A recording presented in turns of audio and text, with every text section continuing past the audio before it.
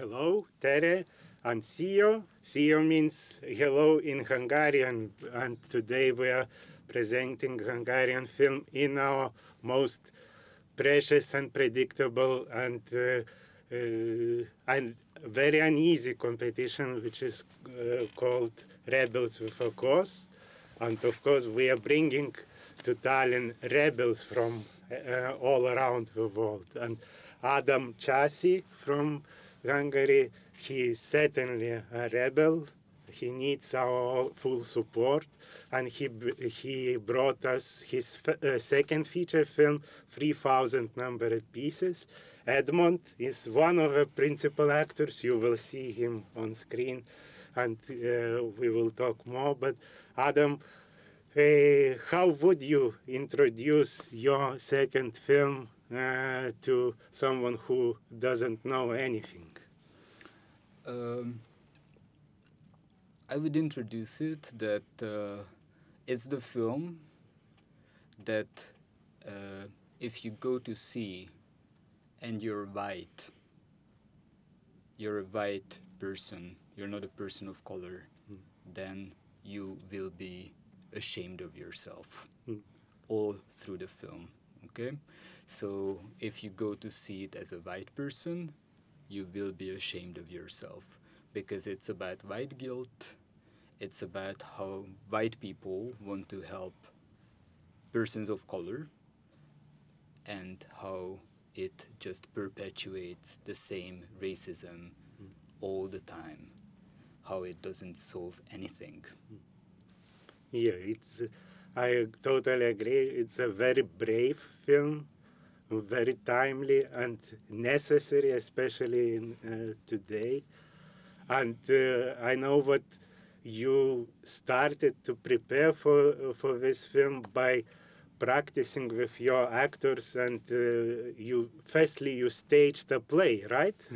Exactly, because you see, I'm a white director working with Roma talent, Edmond, one of them, and the film is based on our experiences together. I was a white director staging a play with Roma talent who brought their own real-life experiences, sometimes very traumatized stories, and we made an autobiographical play out of it.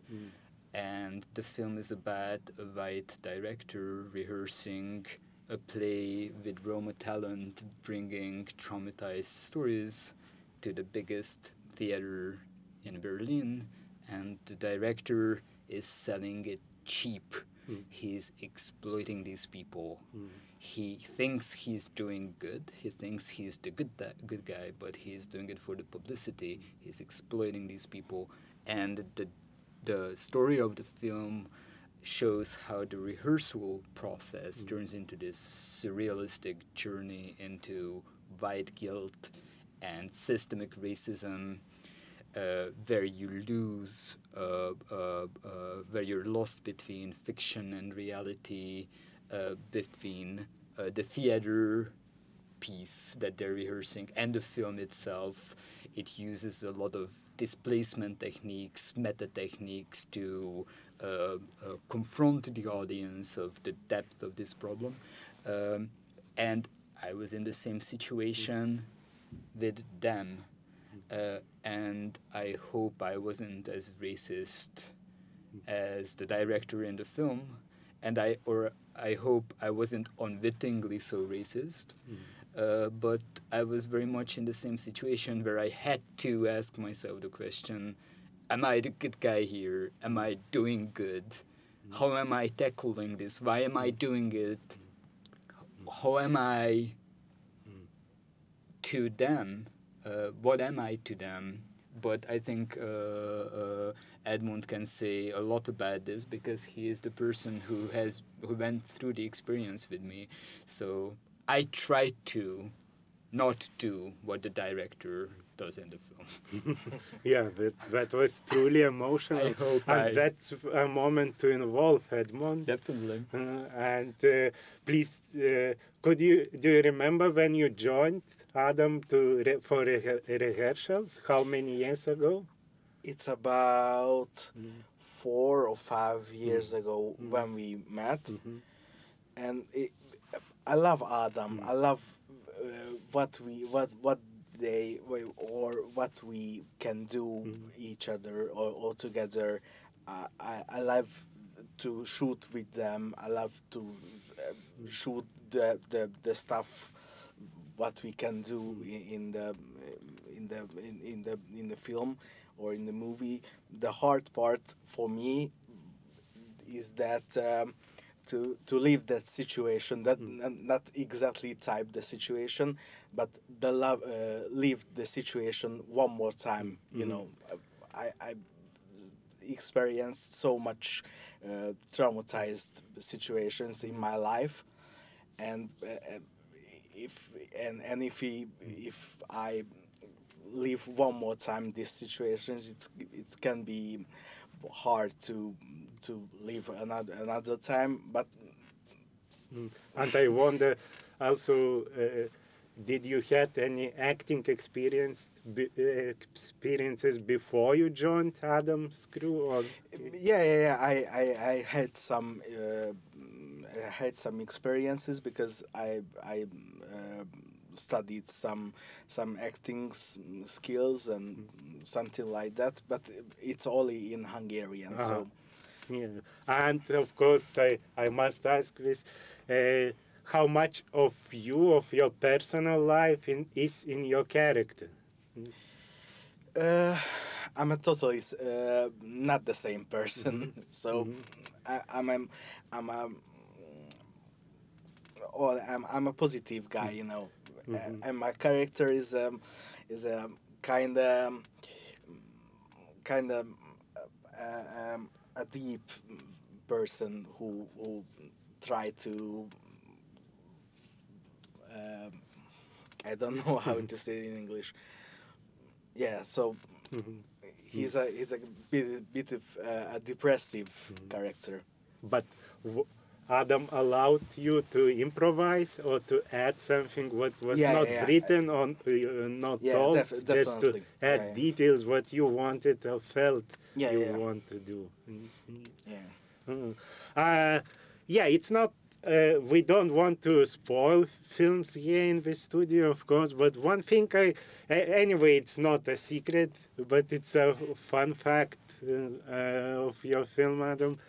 How did you convince Wieland Speck to make it's not even a cameo, but very long supporting role? And to those who don't remember or don't know, Wieland Speck is a legendary former boss of Panorama section at Berlin Film Festival, and I don't remember seeing him on screen. It's very simple. We have been friends with Wieland ever since my first film was in the official selection of the Berlinale. My first film was Land of Storms, which premiered there, and we had a connection with Wieland, and we kept being friends over the years, and it evolved into him acting for me. I have recently moved to Berlin, so that strengthened the friendship also. And Wieland, not many people know, but Wieland started out as an actor. So this was a nice coming back to where he started from.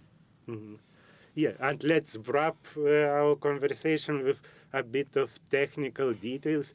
I was totally impressed by long takes in your film. It looked like even the camera would move even longer. I suspect you cheated us with editing, invisible editing. But a little bit. Yeah, maybe you can reveal how you planned this and what is the longest take in the film? It was one shot take. One shot, long take. we did the ending, and what comes before is, I think, 9 minutes. Uninterrupted. Uninterrupted. That's a super long take. And it's making this film makes me want to not shoot a long take movie ever again.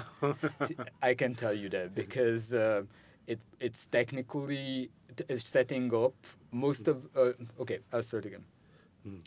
Most of the shots we really did in one take. Very little cheating in the film. And to shoot continuous 4, 5, 6, 7, 8 minute takes, it's a crazy amount of concentration for the actors, first and foremost, then to the crew, and of course for me, because we have to repeat it like 15, 20 times. So basically shooting time has been not altered, you know, because we didn't shoot so many different takes. We just shot one take almost of everything, but then we shot that 15, 20 times until it got together, until every element got together. And by the end, you feel that you are going crazy because you saw the take so many times that you feel that you're going crazy.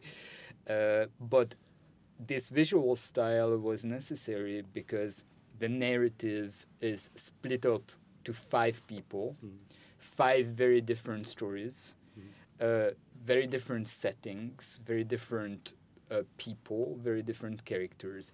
And we needed to give the audience a sense of connection, being in the story. And the only way I thought that we can do it and have momentum of movement is to move through the stories again and again and again and connect the stories with these enormous takes, so that one take leads you to another story and then to another story and then to another story. So there's always movement, but always the feeling of same time. Thank you, Adam. Thank you, Edmond. Thank you. I'm very impressed to hear you. Even Thank you. now I want to rewatch film for a third time after hearing your comments. But as probably you are totally convinced what Rebels with a Cause is about. It's a provocative films, which demanding, which will leave you with big thoughts after the screenings, and probably, most likely, you will need time to digest them for next several days. And I suspect you can feel that films which we selected for Rebels with a Cause will stay in your heads and hearts much longer than Black Nights will continue. I'm Edvinas, one of the programmers here in Black Nights, and it was a new episode of PÖFF TV. I welcome you to our screenings, because 3,000 Numbered Pieces is such a film which needs to be seen, and needs to be seen on big screen. Thank you very much. See you in cinemas.